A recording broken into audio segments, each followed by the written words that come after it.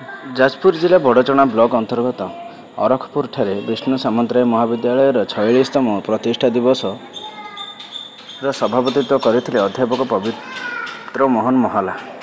ପ୍ରତିଷ୍ଠା ଦିବସର ମୁଖ୍ୟ ଅତିଥି ଭାବେ ମାନ୍ୟବର ଉଚ୍ଚଶିକ୍ଷା, ଯୁବ ବ୍ୟାପାର, ସାହିତ୍ୟ ଓ ସଂସ୍କୃତି ମନ୍ତ୍ରୀ ଶ୍ରୀ ସୂର୍ଯ୍ୟବଂଶୀ ସୁରଜ, ମୁଖ୍ୟ ବକ୍ତା ବିଶିଷ୍ଟ ସାହିତ୍ୟିକ ଡକ୍ଟର ବିଜୟ କୁମାର ଶତପଥୀ, ସମ୍ମାନିତ ଅତିଥି ବଡ଼ଚଣା ବିଧାୟକ ଅମର କୁମାର ପଟ୍ଟନାୟକ, ଅଧ୍ୟାପକ ନାରାୟଣ ମୁଦୁଲି ପ୍ରମୁଖ ଯୋଗ ଦେଇଥିଲେ। ଅଧ୍ୟାପକ ଦୀପକ କୁମାର ମିଶ୍ର ବିବରଣୀ ପାଠ କରିଥିଲେ। ଅଧ୍ୟାପକ ଓ ଅଧ୍ୟାପିକା କାର୍ଯ୍ୟ ସମ୍ପାଦନା କରିଥିଲେ। ପରିଶେଷରେ ଅବସରପ୍ରାପ୍ତ ପ୍ରଫେସର ଓ ଅଧ୍ୟାପକମାନଙ୍କୁ ଉତ୍ତରୀୟ ଓ ମାନପତ୍ର ପ୍ରଦାନ କରାଯାଇଥିଲା।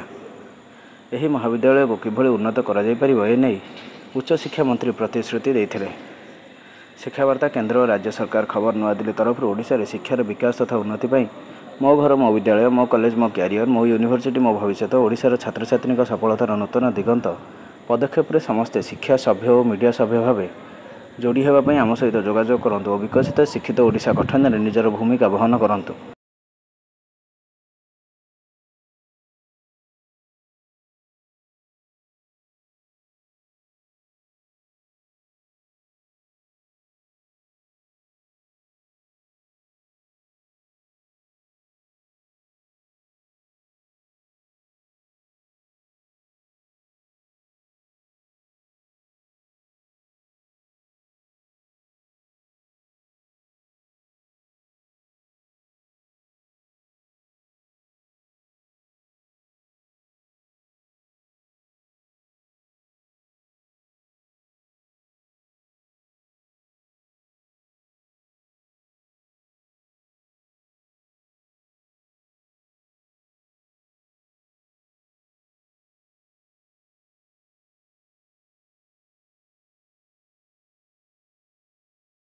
Bureau report, Shikshavarta, नୂଆଦିଲ୍ଲୀ।